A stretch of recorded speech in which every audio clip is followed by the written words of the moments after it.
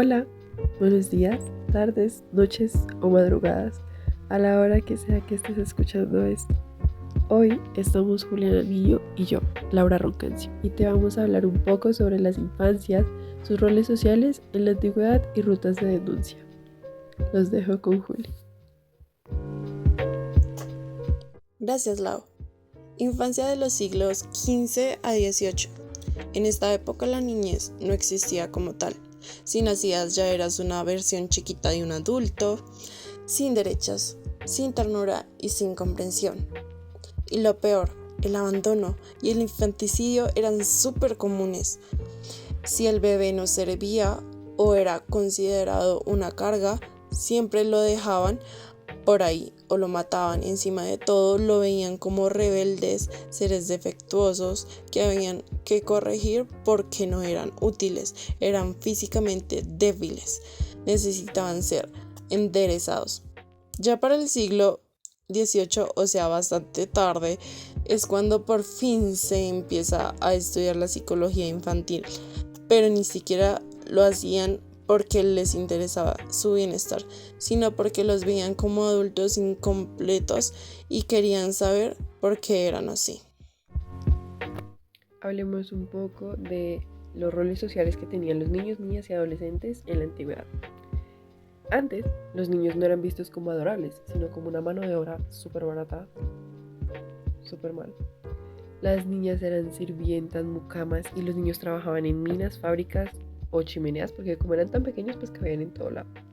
Las jornadas eran larguísimas, los sueldos miserables y aunque había leyes para protegerlos pues nadie las cumplía porque no era para su conveniencia. En 1856 un niño de 9 años podía trabajar hasta 60 horas a la semana y hasta 1901 fue que cambiaron eso y subieron la edad mínima a los 12 años. La educación era mínima y solo como para obedecer. Las niñas no podían estudiar y la iglesia controlaba todo. Las escuelas llegaron más tarde, pero para adiestrar a los niños como obreros. También existía mucha explotación sexual infantil, aunque pues era un tema tabú, cosa que cambió un poco con el autor famoso Charles Dickens, que fue uno de los pocos autores que visibilizó este tema en sus obras. Y solo a finales del siglo XIX, con la planificación familiar y menos hijos y todo este tema, los niños empezaron a ser vistos como personas con valor propio. Pero ¿y entonces qué pasó con las infancias en Colombia? En el siglo XX, las leyes en Latinoamérica empezaron a mostrar cierta preocupación por madres e infantes, pero la situación seguía bastante complicada.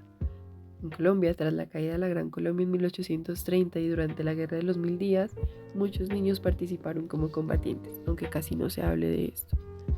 Luego se revisaron archivos en el Archivo General de la Nación, judiciales, escolares y religiosos, y se descubrió algo muy fuerte. Los niños eran invisibles en la sociedad. En los judiciales había casos de infanticidios, abusos que realmente casi no se denunciaban. En los religiosos solo se registraban bautizos y comuniones, y los nacidos fuera del matrimonio eran llamados bastardos, porque ¿cómo se te iba a ocurrir tener un hijo fuera del matrimonio? Súper mal.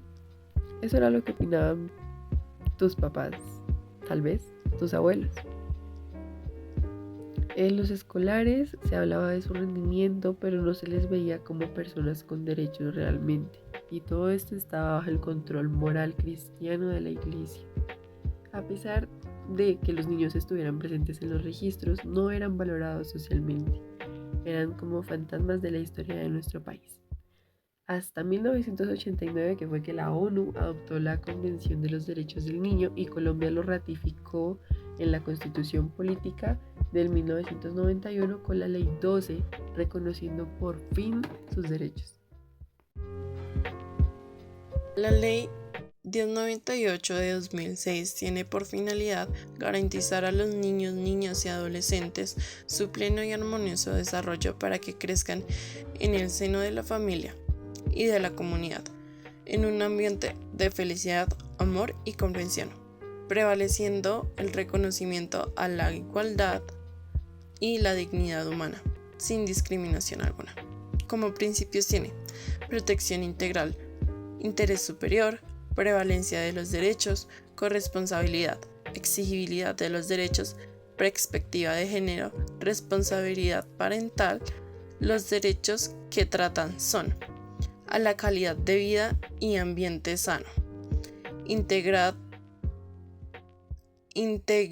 personal, a la protección, familia, alimentación, identidad, salud, educación, recreación y participación cultural y artística, intimidad, libertades fundamentales.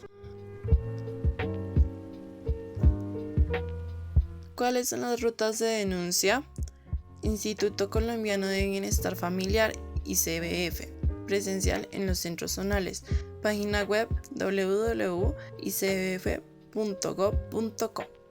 correo atención al ciudadano @icbf.gov.co,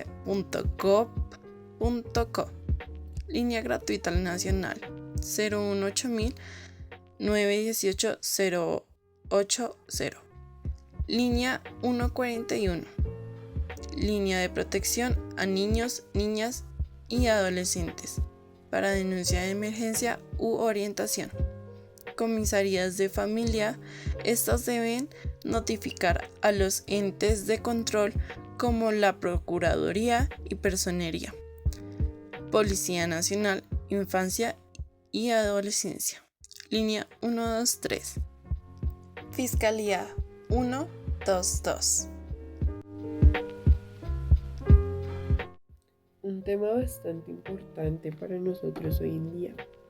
Pero bueno, esto fue todo por hoy. Muchas gracias por escucharnos y esperamos que hayas aprendido algo nuevo e interesante.